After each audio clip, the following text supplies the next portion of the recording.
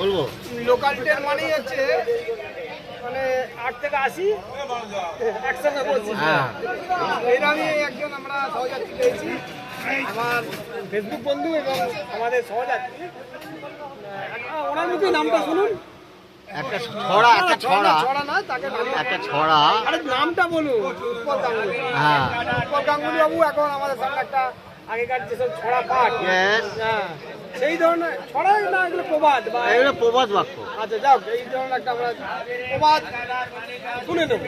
আগেকার দিনে সব লোকেরা বলতো পায়ে হাতে ব্যথা হয়ে গেলে আঘাত লাগলে বলতো একটা একটু তেল হাতে নিয়ে বলতো তেলেনি মালিনী মাসি ফড়ফড়ানি যায়, জালের মাছ জালে আয়, ব্যথা দূরে যা যা যা যা বলে দুবার ফুঁ দিত, ব্যথা ভালো হয়ে যেত।